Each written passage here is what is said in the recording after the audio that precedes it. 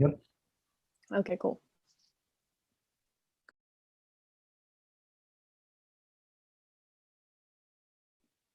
You're taking the first part, right, Brian? Yeah, sure. Let's get started.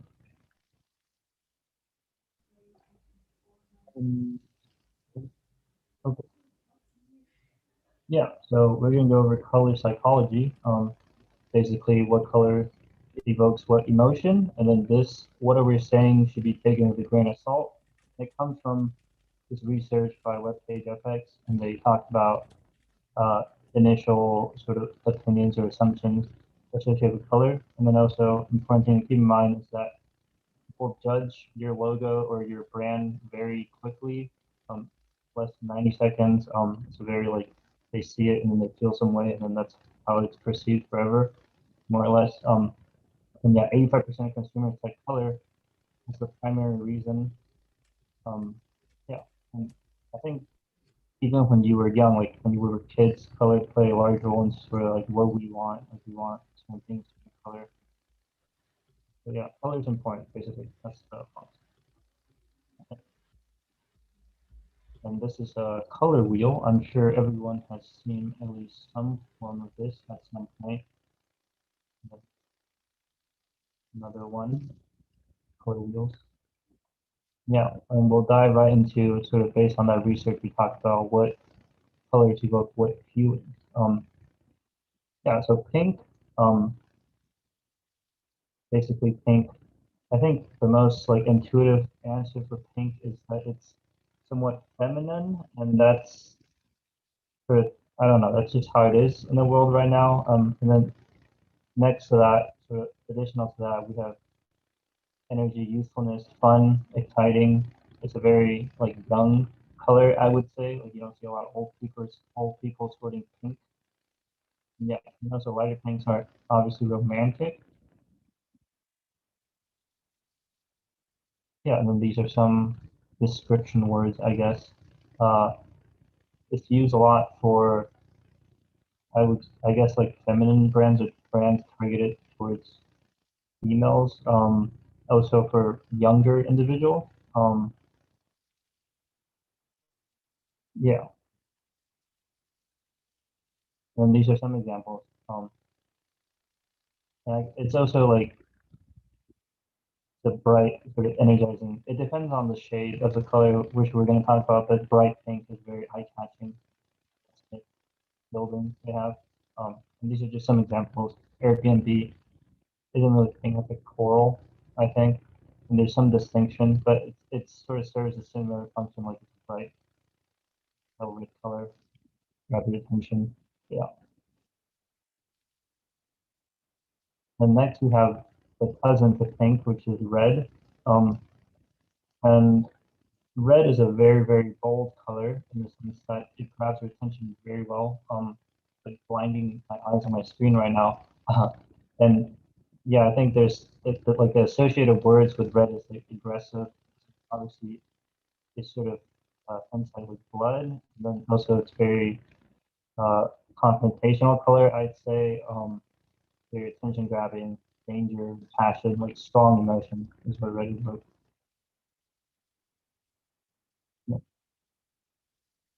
Yeah, and then so as we talked about, red is a bold color that'll set you apart from the competition. Um, you're not afraid to make bold statements, sort of what red tells. Then some words describe red, as we talked about, like strong, passionate, assertive, dynamic. Yeah.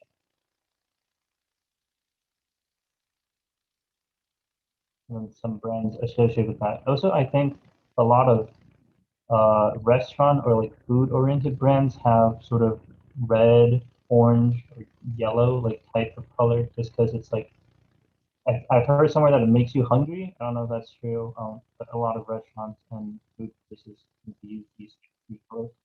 Yeah, here are some examples. Chick-fil-A, New Balance, Right Games. Then orange, um, exuberance, vitality. It's also people say it's childlike. Like a lot of all of this fast food are red, yellow, orange. It's all the fast food. So yeah, Orange are sort of associated with like wonder, like childlike qualities. It's fun, it's vibrant.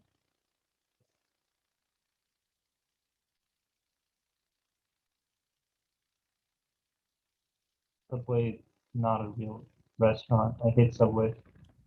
Hot take. But yeah. Okay, so you shared some examples. Wait, can we go back? Is there a slide before that? Yeah, yeah, this one. Okay, so yeah. Um, another playful color that evokes energy and happiness.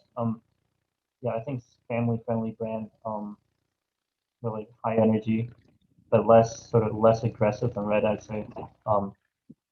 There's just some words like active, friendly, playful, confident, switchable.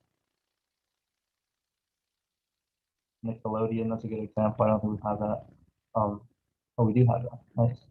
Yeah. There are some brands. Orange Theory, like I don't know what. I guess they're a gym brand.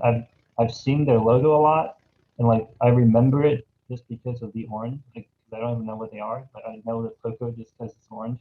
Um, yeah. Popeyes and other fast food places like Nickelodeon and Fanta, I think are great examples. Then yellow. I think the first thing that comes to mind is like the sun. It's warm, it's positive, light, for light-filled spaces. But yellow evokes, and it also changes from it changes based on shade. I think like some yellows get kind of like yucky at times. It's just like a little bit like too much like black in the yellow almost. And then warmer yellows like closer to orange.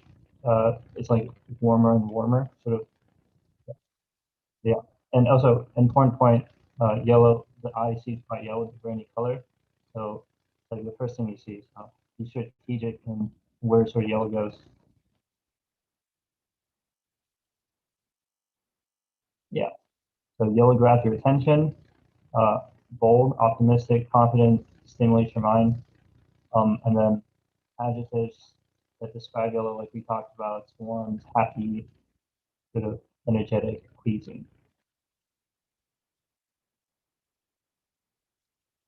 And yeah, these are notable brands that use yellow. Um, Bee and pineapple, I think it's clever because bees and pineapples are yellow. Um, then McDonald's is like the classic fast food brand that uses yellow. Cheerios, another food place, and then National Geographic. I actually don't know the reason they chose yellow, but it makes them stand out, I guess, from other sort of nature brands. Because most nature brands use green, but they use yellow. It's cool. And green, I think green is like maybe the easiest color to hotspot. Like when we see green, we instantly think of nature. Um, that's how it's used a lot in logos. Health, like freshness, nature, trees, grass, and stuff. So darker greens evoke like sense of money because cash is green, and then lighter greens are more common.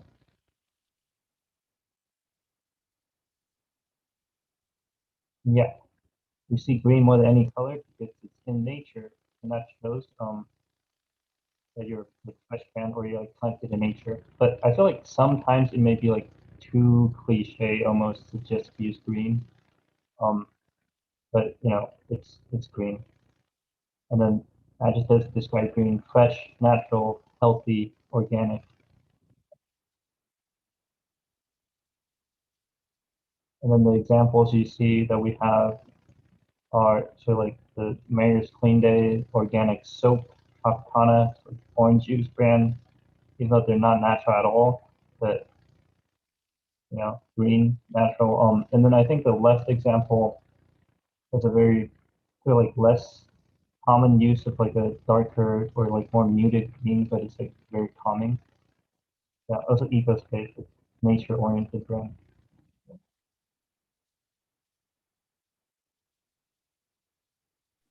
Okay, so moving on, Cool Blue is perceived as trustworthy, dependable, fiscally responsible, and secure. And it's strongly associated with natural elements such as the sky and the sea. And it's also a very popular color for financial institutions. And I'm going to add to this, I think it's also a very popular color for tech companies. And this is due to like it evokes trust and this idea of like dependability and credibility, which I think is really important for companies that are dealing with finances or your personal information. So that's something to keep in mind. What type of product your company is providing, or your imaginary company, when considering using this color. I think it's also a very professional color to use. And so here are some examples. So banks and like Facebook, I think my like usually when I get a pop-up that it's going to use cookies, it's in blue. And I think that's has to do with like that kind of idea of security. And I think that also blue can be a really great color for like subliminal messaging, because I don't think it's not as jarring as colors like red. So it kind of like goes in subconsciously and makes people trust your brand. So purple, violet is a color favored by creative types. With its blend of passionate red and tranquil blue, it evokes mystery, sophistication, spirituality, and royalty. And then lavender evokes nostalgia and sentimentality. And then this idea of royalty comes from just like the rarity of the color in nature. So in the past, this was not a very easy color to come by. And then some other like connotations of the color. It's thoughtful, luxurious, intriguing, romantic, and spiritual, etc. And I definitely agree. Like, gives off this kind of mysterious, spiritual, creative vibe. And here are some examples of the color in use. So obviously, Taco Bell used purple because Taco Bell is the supreme leader with their crunch wraps.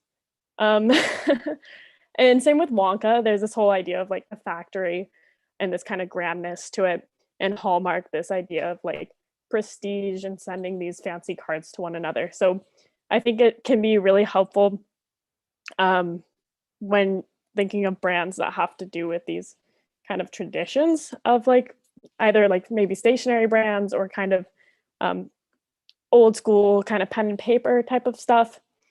And then again, kind of like classic, classy things. I think it's used well in those types of brands. And then brown is an earthy, simple, durable kind of color that connotates stability. And then certain shades of brown, like terracotta, can convey an upscale look. And I think like terracotta is really interesting. And so it's also really interesting to think about like cultural connotations of color, because in like American cultures, there's a lot of connotations to terracotta, and brown and kind of nature in general. And so here are some words that describe the color. So it's reliable, rooted, warm, rustic, organic, confident. So I think it's really great when you're dealing with certain food products, certain other food products, not so much. Also, when it makes sense to like match the food product to the color of your brand, if you are thinking of doing something for food. And so here are some brands that have used brown. So Godiva, whatever you want to say. And then Nescafe, of course, use brown because their products are brown. But also there's kind of this like establishedness to using brown that makes your brand seem like really reliable. And then same with like Coach and Louis Vuitton. Like there's this idea of like, we've always been here and we're classic, I think, with brown. And then whereas these other browns or use of browns on like the left image and with the Nautilus brand all kind of connotate this kind of natural earthy product. So it can be really good for like skincare products or makeup products for sure. Black is serious, bold, and powerful. And it creates drama and connotates sophistication. And it also makes your product look more expensive. So that's a great thing to keep in mind as well. And so black is timeless, serious, expensive, dramatic, mysterious, and elegant.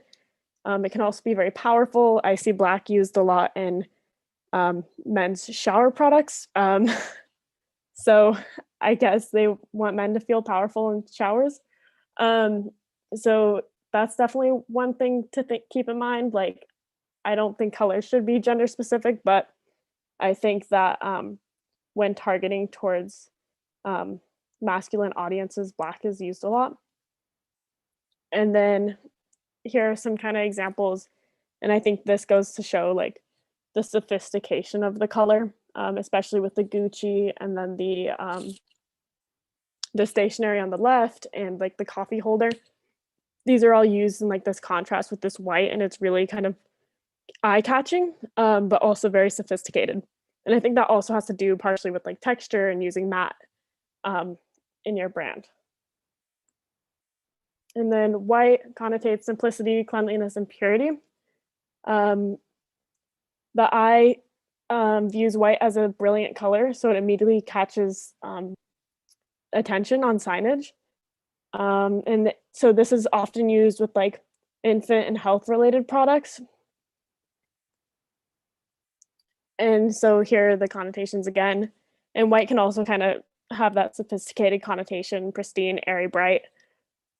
And here are some examples. And I think when using white, it typically is used, if white's like your primary color, it can also make your brand look very minimal. So when you're using white, I think it's smart to keep like negative space in mind, and think about how to use that in the shapes and of your brand and your images. So here are just a few examples. And again, like this is like a gallery space. So I think there's also kind of this like art tradition of using white. All right, color schemes and how to combine colors to make your designs interesting. So here we have the complementary colors. And so that's when you have colors that are directly across from each other on the color wheel. So orange and blue, green and red, purple and yellow. And this will make the colors pop equally if you use them in combination with each other. And then here is split complementary color scheme.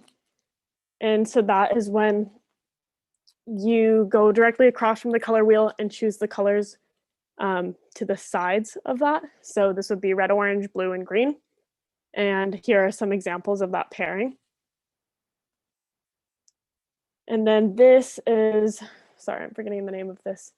I think it's something like double split complementary, I think. And that's when you do complementary combination and then choose the complementary right beside it. And then this is a tertiary or triadic color combination, and that's when you create a triangle on the color wheel. I personally really go for these. I find they just make pretty appealing combinations. And I tend to go for color combinations that are an odd number of colors, just because like odd's often more appealing in design, like odd numbers and odd colors and odd shapes. So something to think about in your next homework. And then these are analogous colors. I think this is really good when you're dealing with nature related brands, because typically like in nature, I find a lot of analogous color schemes. Like for example, like here are the leaves. But if you go to the beach, you'll see like blues and greens, and these are all right next to each other on the color wheel. So definitely if you're thinking of doing something for like a nature product or something eco-friendly, that might be something to keep in mind. And then saturation and value will evoke subtle differences in how the brand is portrayed. Sorry, I'm trying to get these. My view is like obstructed by the Zoom faces. Okay, so hue is basically what we just talked about. Like it refers to the colors and differentiating the colors, and saturation is like the light or darkness of a hue. And then you have value, which refers to, that refers to like the darkness of a particular hue. Katrina, do you want to screen share from here or should I keep screen sharing? Yeah, I can screen share. Okay. Cool. Thank you.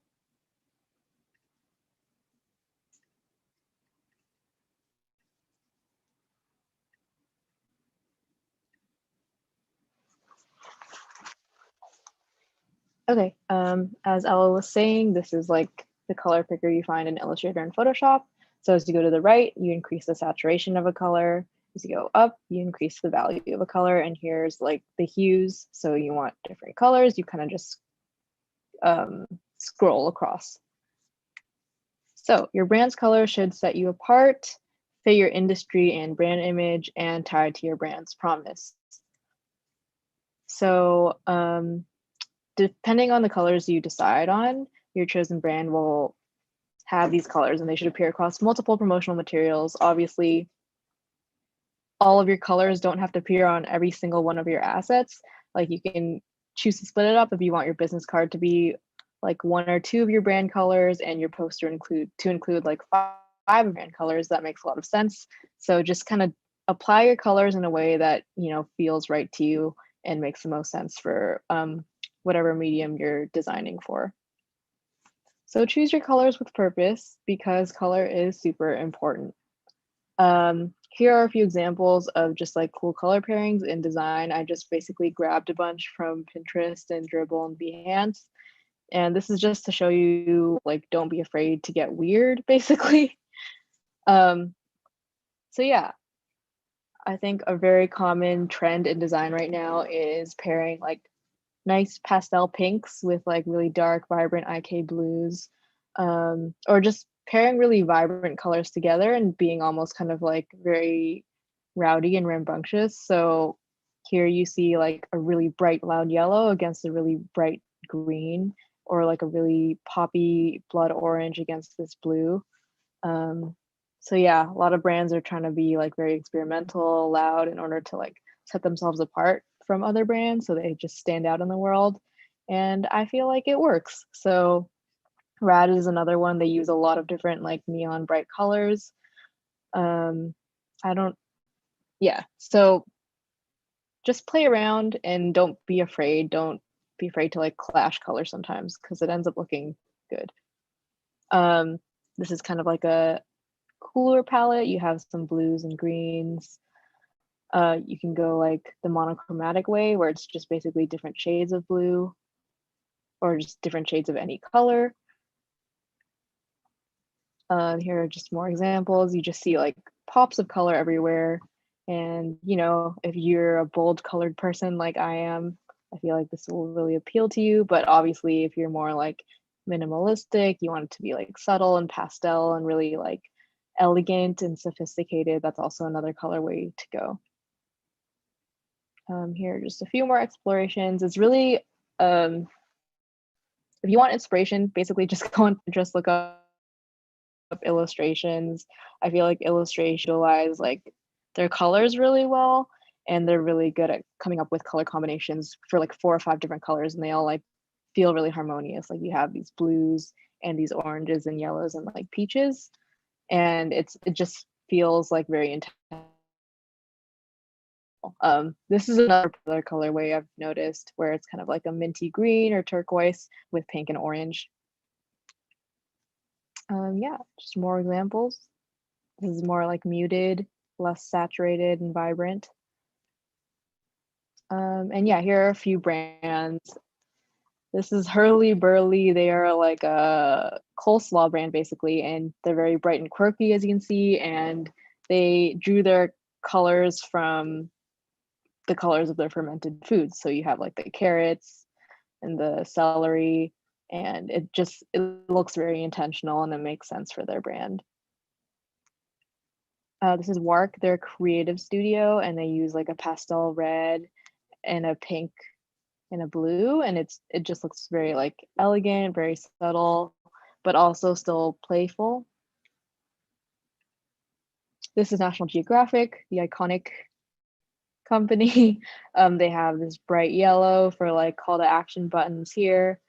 And, you know, their colors kind of draw from nature. Like yellow is still a very like popular color in nature. You have a blue for like the ocean, and then black and like this kind of dark gray kind of cream type color, tan. It's like a very specific, I cannot name it right now, but yeah. And then Grand Budapest Hotel, if you guys have seen the movie, it's just very whimsical, but also very warm and luxurious. And they drew upon like these different shades of like pinks and really rich mahoganies and purples to really just grab the viewer's attention. Uber also went through Rebrand a couple of years ago, and depending on the region and country of the user, they had different color palettes to cater to that, which I thought was super interesting. So you can see here, China has that bright red, Ireland has this green, and then India has like these greens and reds and blues and yellows. And I feel like, yeah, I feel like they chose pretty appropriate colors for each region. Yeah, so we're gonna go into an Illustrator demo by Jago, but I think one last thing that I kind of wanted to explore was this brand. Hold on. Omsom and their use of color, which has been very interesting to me. So if you guys don't know, Omsom is basically this kind of like Asian seasoning type thing where they sell these seasonings and flavors that you just pour into your meal, whatever you're cooking.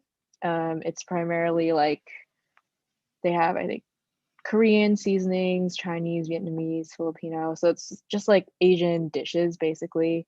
And you see this really loud use of colors, and it's like very neon, very orange, very rowdy and rambunctious. And I thought their explanation of their intentions for their colors was very thoughtful.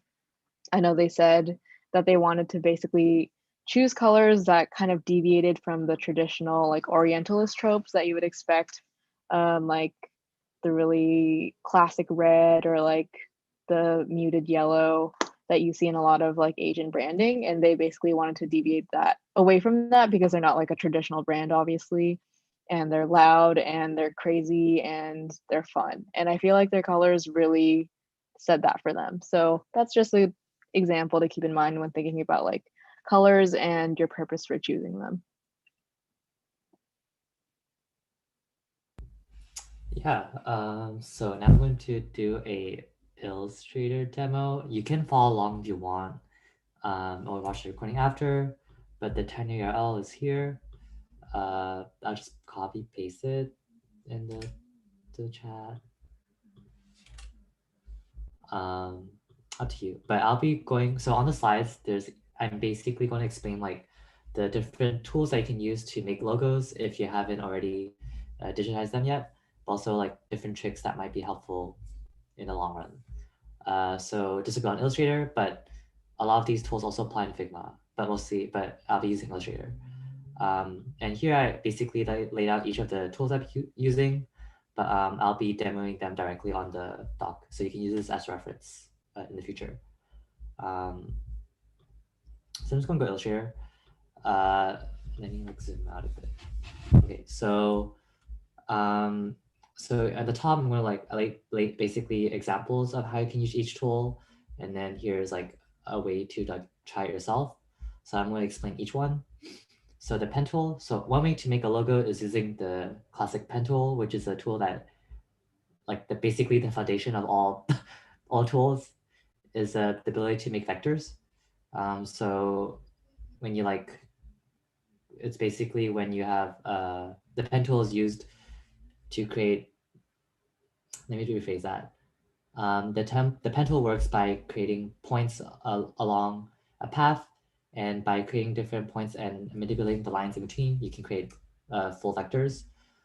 So for example, to when you just normally like connect to pen, press, and you normally like use the pen tool, you have a point that you place and then a line that follows wherever you're hovering on, which is the connection line that you create once you press a second point. And if you keep pressing, you'll form a shape. And when you close it, it forms a vector. And you can do curved lines with by holding and dragging on the cursor while you're placing the second point, which create these anchor points or anchor handles, which are bars to like manipulate the angle of your shape. So if you like, for say you sketch them, you can place it back onto like a drawing program, and then like using the pen tool create the shape out of it. If you want to make corners, you can press Option on your keyboard while you're still on this still forming second point. You can manipulate the angle of the handle independently of the other one, which will help you create a corner. So normally when you like hold a pen, it mirrors the two anchor, the handles are mirrored in angle. But by pressing Alt, you can change the angle of one bar to create like a corner. So for example, if I did this, you can see like corners made at that point. So you can play around with this. I'm just going to create a shape really quickly from the beginning. And if you need more tips on the pen tool, you can come to office hours or use like the resources that we gave you in a few lectures ago. But yeah, I'm just making shapes here. And after let's say you make a shape, let's say I just finish it here, you can still edit them. You can still edit the original shape by clicking on the shape you want to edit, pressing A or this direct selection tool, and you can manipulate the points individually, like move them around or edit the anchor, edit the handlebars to adjust the angle. You can also add and remove points on a path. So if you press the plus button while you're using the direct selection tool, it creates a point. So if you see this icon, there's a plus sign, which means you can add points along a vector that you already made. And similarly, if you click the minus sign, the minus on your keyboard, you can remove anchor points.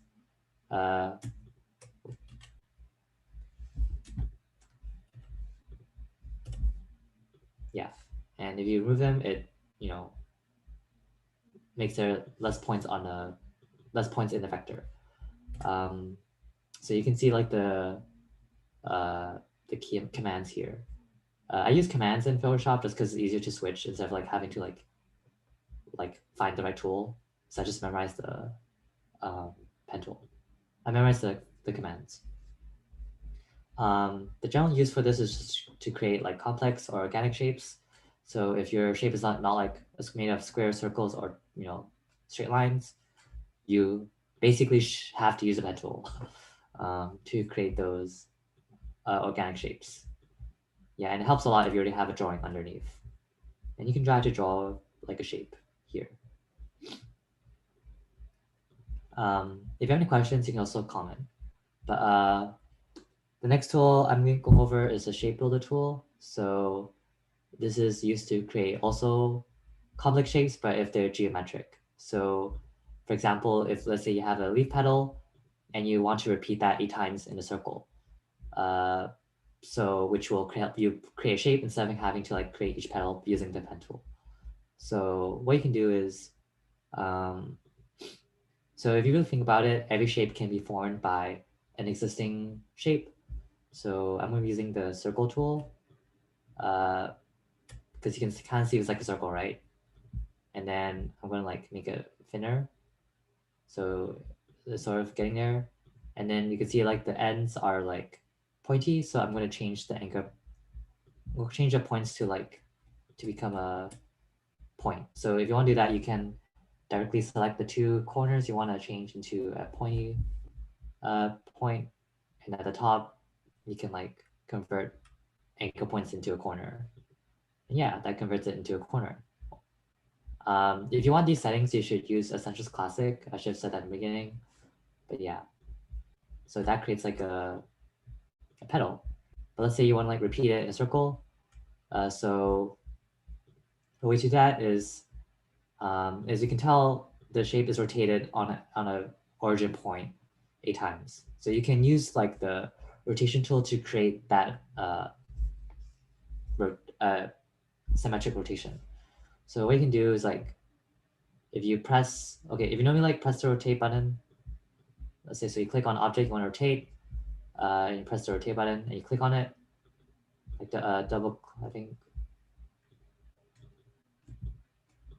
what button is it?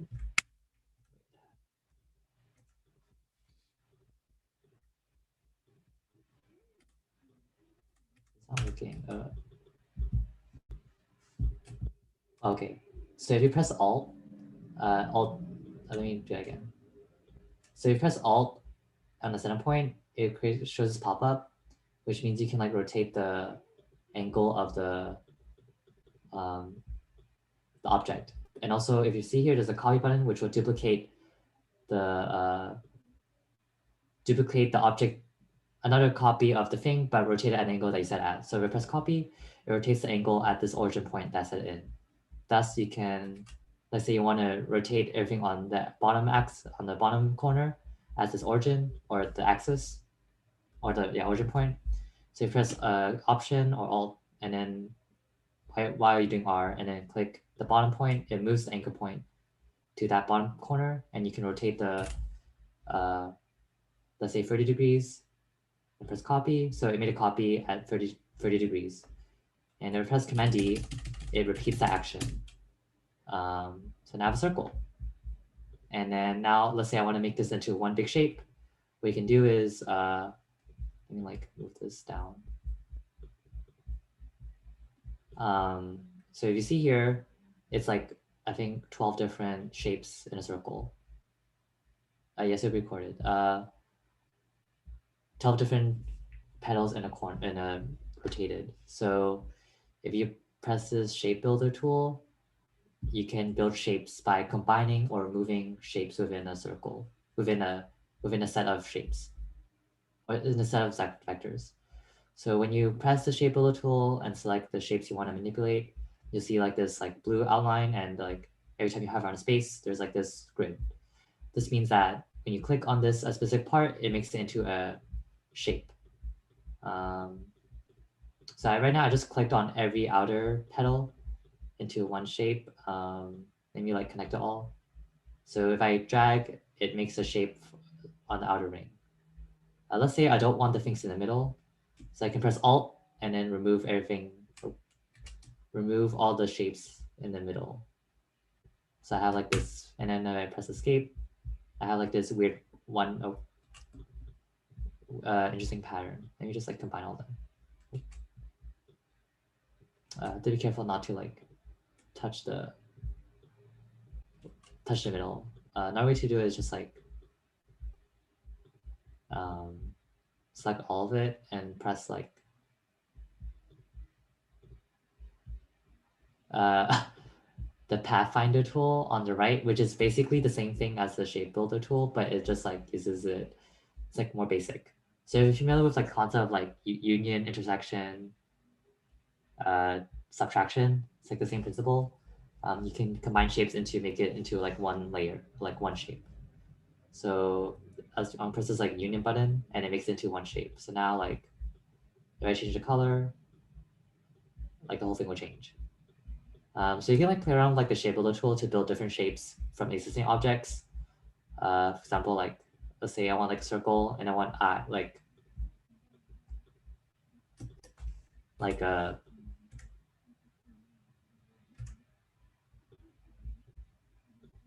let's say I want to like cut out version of this. I can use the shape builder tool, and then like let's say I don't want these, alt, and then now it's one shape. That's really fast, but just play around the shape builder tool. So that's that, and you can use it to create like a lot of different shapes as you can see here. And you can repeat it. Another way to build icons or logos is using the image trace. This is like hacking, honestly. So basically, if you have an image and you want to convert it into a vector, you can just use this tool, which will do it for you. So I have this photo here that I took off the internet, and let's say I want to make it into vector. So I click this image, and then on the top there should be like an image trace tool. So okay, I'll just press Y. Wait, no. So okay, I go to these options here, and then on the top, next to image trace, and let's say you can choose like the setting at which the image will be rendered as a vector. So if I only want 2 colors to be rendered, I can choose like maybe 3 colors. So it'll create 3 colors and vectorize it. Black and white logo. So yeah, if you literally just, if you press that, it makes it into a vector, which is kind of hacking. But if you're lazy, this is a very fast way to make a logo.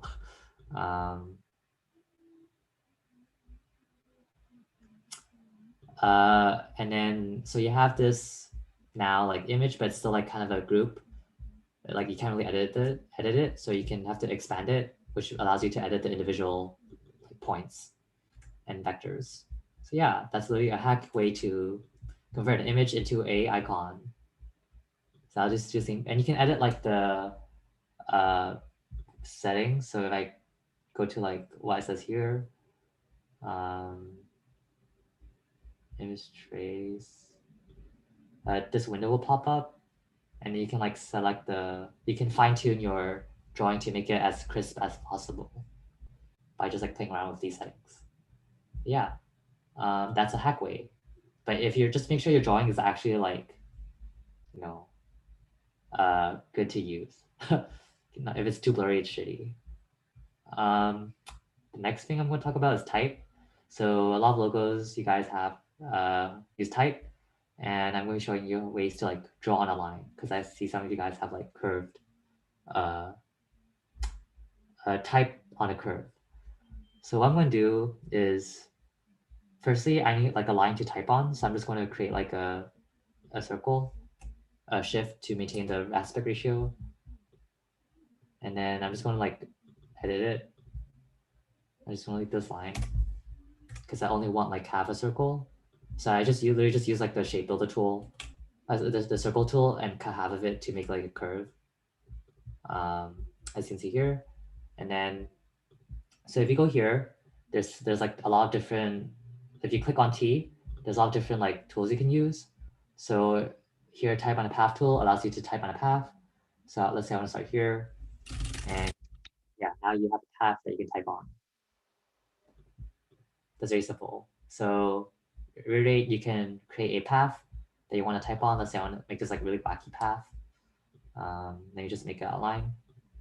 If you press this button again, type on a path tool, start on when you want to start, press where you want to start on the path, and then yeah, that's literally it. Very simple. Let's say you want to edit like the kerning of the path, as I think Katrina mentioned in the last lecture about type. You can go here on the right, there's the character panel, and you can edit specifically like the kerning. So which is like, I think space between each letter, which is this one, I believe. Yeah. Yeah, and it's just like, let's say it's the 200 or tracking, and then it creates more space in between each letter. You can also increase the height, I guess, if you wanted to. It looks kind of ugly if you do that. But yeah, you can play around with different settings. Also, just a note, if you want to like edit specific shapes, let's say you want to make this like S like longer for some reason, or this A, like this triangle filled, from a type, what you can do is you have to convert your type into a vector, because right now it's just like a text, right? You can still edit the text. In order to do that, you have to convert it into an outline, which means it will convert your type into a vector that you can edit. So if you want to do that, you click on your shape that you want to edit, go to type, create outlines, Shift Command O, and it'll convert it into a vector that you can edit. So let's say I want to edit this S now, or let's say I want to move this I up. Oh, let me just edit this specific I. Oh. Yeah, let's say I want to like move it under for some reason. So now I have this weird logo. Joe, can you make your screen like full screen? Or like, Okay, is this big enough? Because it's like a 27-inch, so I don't know how it looks like on your screen. So, but yeah. So essentially what I did was I just converted into an outline and then I just edited the shapes as vectors. Yeah, that's, I can move this. I can move individual letters now. Yeah, so that's like these three tools: drawing on a line, kerning, or editing the type, and then creating outlines to edit your individual types, individual letters. So color, basically what we talked about this lecture. So I often like to take my colors from images, just because it's like basically I can just take it from my stylescape, like the photos I put there. So if you want to like choose colors directly from a photo, you make a box that you want to have to fill your color in, and then press I or the eyedropper tool on the left, and then you can like select the color from the photo. Yeah, and then that's really it. And then now because now you select the colors, you have these color styles to on your board. And if you want to add it as a color palette on your Illustrator file, so you can like easily click it and not have it to like keep like clicking on these colors again, you can add it. So you can add it to a palette. So you press the fill, you create a new swatch, and then this pop window will pop up, and then you can add to your library and like name the thing. Also, if you see this thing, it says global, which means if you should normally should tick it. So that means like whatever shape uses this color, like uses this fill or swatch, if you ever want to change that color without having to change all the shapes associated with that color, you can just edit the global color directly and it'll change all the shapes of that color. I'll demonstrate.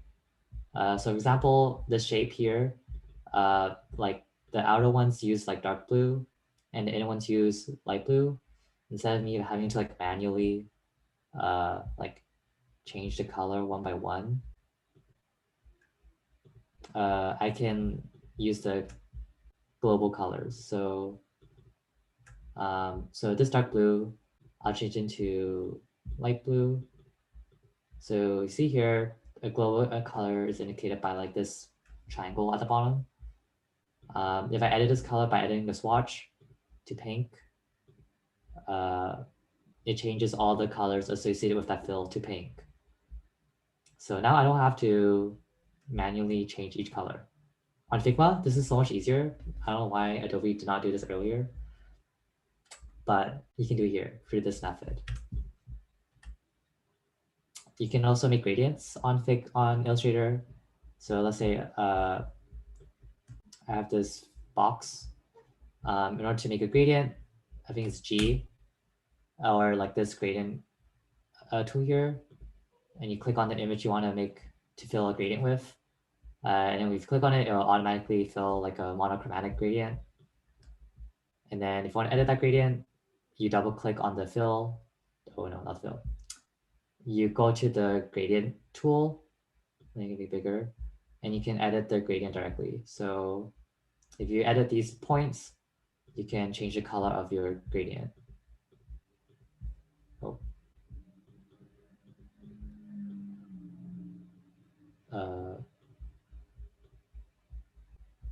Okay, let's say like this is all pink. Yeah. You can also choose different types of gradients. This is a radial gradient. This is a freeform gradient. Freeform gradient uses more points of color, which I find really pretty. And yeah, don't use this for a logo though. Don't use gradients. Don't you ever use gradients for a logo. You heard it here.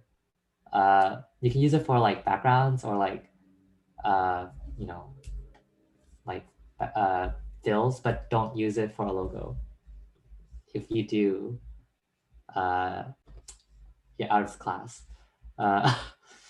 But definitely, yeah, play around with gradients in your branding or packaging or whatever you want to make.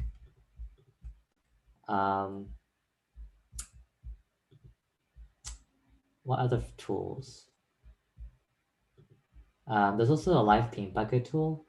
So let's say you have this thing, and I want to, instead of like me having to like click on each shape and then change the color of it one by one, you can use the paint bucket tool. So if I press K, I can, so right now I set the colors to like red, white, blue. And you can like just click on shapes and then you'll fill that color. So let's say I want orange, and then K again. Yeah, and then I fill the color. So let's say I want a green. I use a paint bucket tool. I can fill shapes very fast using a paint bucket tool. Yeah, that's literally all the functions that you can use to make a logo and add color to it. If you have any questions, please let me know. But yeah, hope that was helpful. I know it's very fast, but if you read the like commands I wrote, it should be fine. And if you have any help, let us know, because making like shapes is harder than you think it is.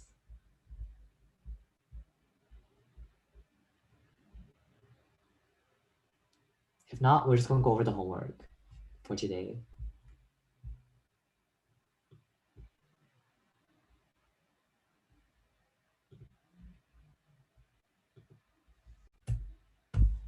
So yeah, thank you. Hopefully that was helpful. Here's also more references directly, so yeah. But here's some more resources. I think we also mentioned this last lecture. If you want to like generate color palettes, you can use coolors.co. It's a random font color generator. Adobe Color for those color schemes that Ella mentioned. Are my colors accessible? Because you're working with people of different abilities, you should make sure that your colors that you use are accessible for everyone, so you can check whether the two colors you use are accessible, meaning like the text can be read on it and the contrast is great enough for it.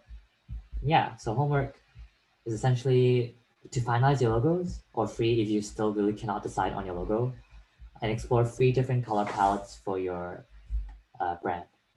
So, and each color palette should have like 2 to 5 colors, and you don't have to use all the colors in every logo, but just like as you know, some are secondary colors that you might use in your other assets, and some are your primary colors, or like main colors that you want to use. So just use them sparingly and have thought to your colors in your logos.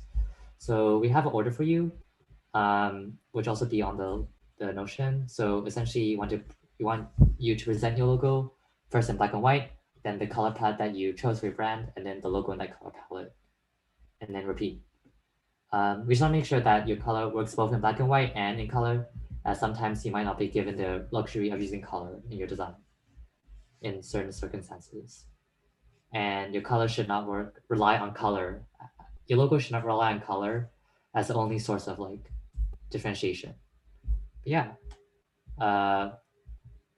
This is, you can just like lay out your color palette like this. It's fine.